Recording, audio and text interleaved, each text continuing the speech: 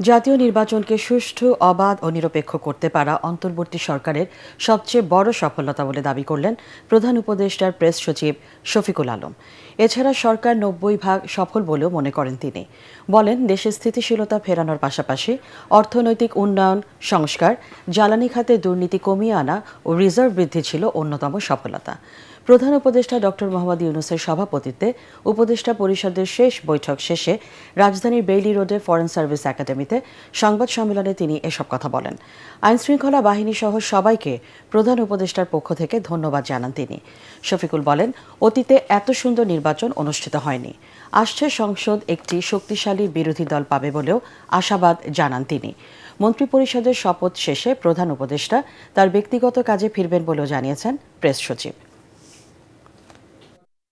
আজকের ক্যাবিনেটের প্রথম এজেন্ডা ছিল হচ্ছে ইলেকশন বিষয়ে একটা সাকসেসফুল এবং একটা ঐতিহাসিক ইলেকশন, ফেস্টিভ ইলেকশন করার জন্য ধন্যবাদ প্রস্তাব গ্রহণ। তো চিফ অ্যাডভাইজার সবাইকে ধন্যবাদ দিয়েছেন, পুরো ক্যাবিনেট মেম্বাররা তাদের মতো করে ধন্যবাদ দিয়েছেন। একটা বড় বিষয় সবাই যেটা তুলে ধরেছেন যে এটা একটা এমন একটা ইলেকশন হয়েছে যেখানে 41st টাইম আমরা একটা ভালো একটা অপোজিশনকে দেখতে পাবো।